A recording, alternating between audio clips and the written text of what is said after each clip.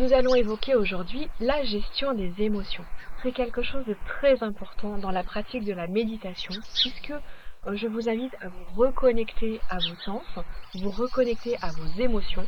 Donc l'idée étant de savoir quelle est l'émotion qui me traverse aujourd'hui pour pouvoir l'accueillir, pour pouvoir l'accepter, comprendre d'où elle vient, mettre en place l'antidote nécessaire si elle nous perturbe.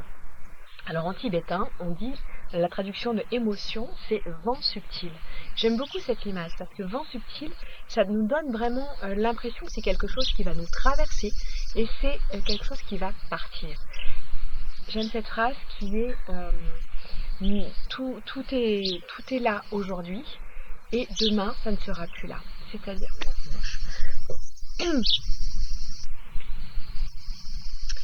l'impermanence est vraiment présente dans cette notion de gestion des émotions, puisque une émotion va nous traverser.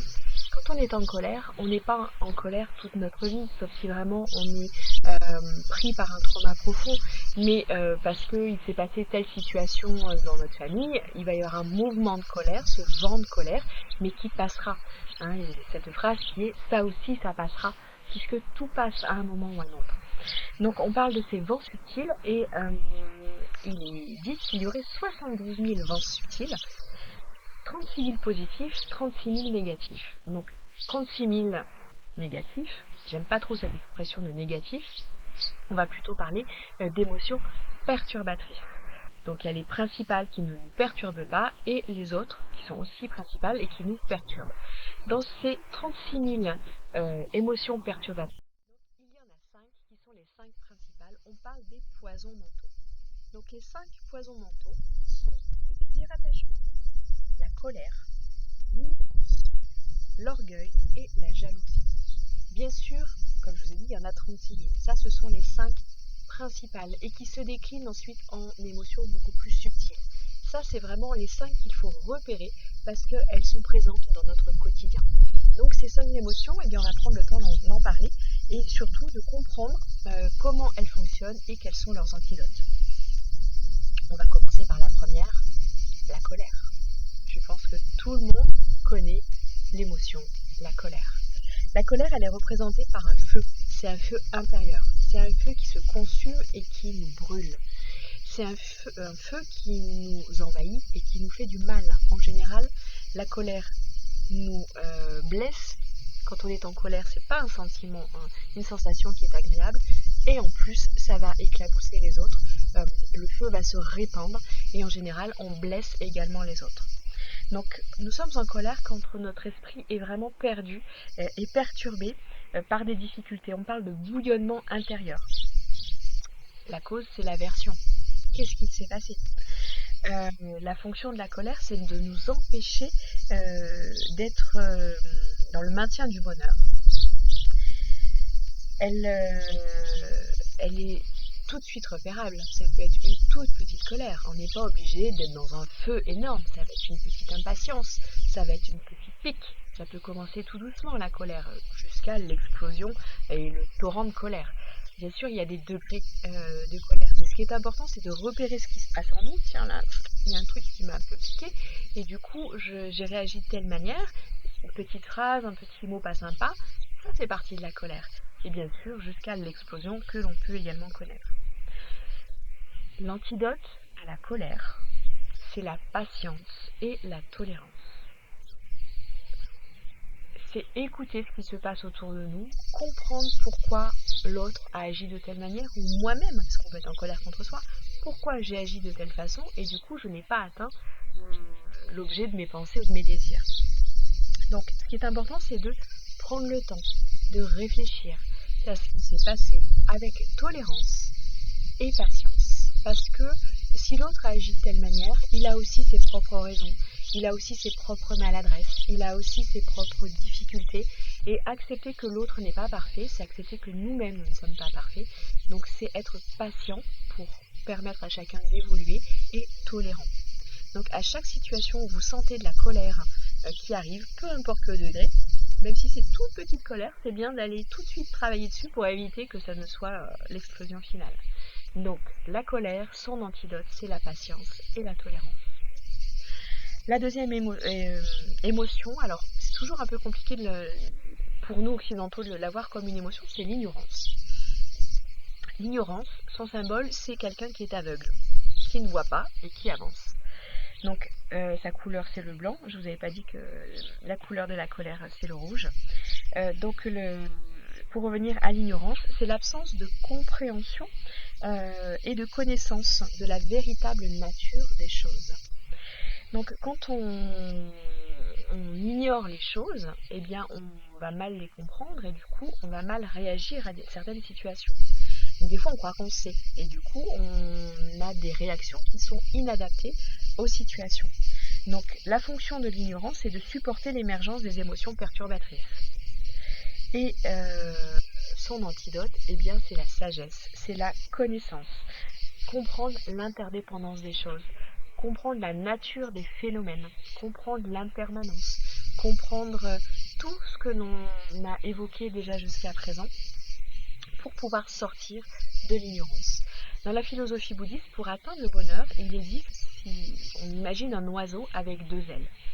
Ces deux ailes sont représentées, la première par la compassion, on y reviendra, et par la connaissance, la sagesse.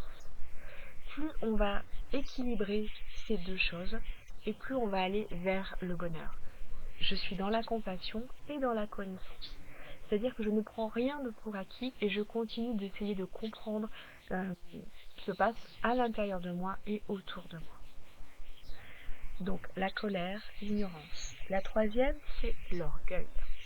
L'orgueil est représenté par une montagne et on est en haut de la montagne et on regarde l'univers comme étant un monde de fourmis. Ça nous donne un sentiment de supériorité, évidemment. On est centré sur des qualités qui sont exagérées. On idéalise notre propre personne, nos compétences, et bien sûr, on déprécie les autres. Donc ça, c'est quand on est pareil, à des degrés qui sont très importants. Mais il peut y avoir de l'orgueil sur des petites choses, du quotidien. Donc la fonction de l'orgueil, c'est d'endurer l'irrespect et de produire de la souffrance. Parce que ça fait souffrir d'avoir de l'orgueil de nous-mêmes, parce que finalement, on s'imagine différent de ce que l'on est réellement, et puis ça fait souffrir l'autre, de le dénigrer, de le dévaloriser. Alors, selon vous, quel est l'antidote de l'orgueil? Eh oui, il s'agit de l'humilité. Se mettre en équilibre et se percevoir tel que nous sommes dans la réalité de notre vie, de nos compétences, de nos sensations, de notre être total. Donc ça va avec l'ignorance et la connaissance. Bien sûr, comme je vous disais, dans l'orgueil, il y a différents niveaux et ça peut entraîner de l'arrogance et ensuite de la colère. Enfin, tout est interrelié. Donc, colère, ignorance, orgueil. Quatrième émotion perturbatrice, c'est la jalousie, qui est représentée par un cocu. On en entend déjà il n'y a pas longtemps avec la poule. La jalousie, c'est désirer le bonheur des autres. Et ça nous crée de la souffrance. C'est-à-dire que le bonheur de mon voisin, je veux le même. Mais sans me donner les moyens d'essayer de l'obtenir. Ça crée de l'impatience. C'est un état d'esprit qui est dérangé par tout ce que les autres ont et que nous n'avons pas. Donc sa fonction c'est de générer de l'inconfort dans notre esprit. Quel est l'antidote à la jalousie? Eh bien c'est la réjouissance pour les autres. Réjouissance, c'est entretenir une prédisposition joyeuse de ce qu'il se passe, être contente gratuitement pour les autres. Moi, je suis contente que mon ami ait pu obtenir cette promotion. Oui, moi, je ne l'ai pas eu. C'est un fait. Ça, je vais le travailler. J'ai peut-être des raisons de ne pas l'avoir eu. Peut-être est-ce une injustice, je ne sais pas. Mais en tout cas, mon ami l'a eu et je vais me réjouir pour elle. C'est vraiment le faire de manière le cœur grand ouvert. Et plus on va être dans cette réjouissance pour les autres, et on va s'éloigner de ce sentiment de jalousie, qui est la quatrième émotion perturbatrice. Et enfin, la dernière, qui n'est pas des moindres, on aurait presque pu la mettre en premier, mais il n'y a pas d'ordre dans ces émotions, c'est le désir-attachement. Au début, je comprenais pas trop cette phrase, désir-attachement. Et en fait, l'image du désir-attachement, c'est comme un tissu qui est imprégné d'huile. Cette tache, une fois qu'il y a de l'huile dessus, elle ne partira pas.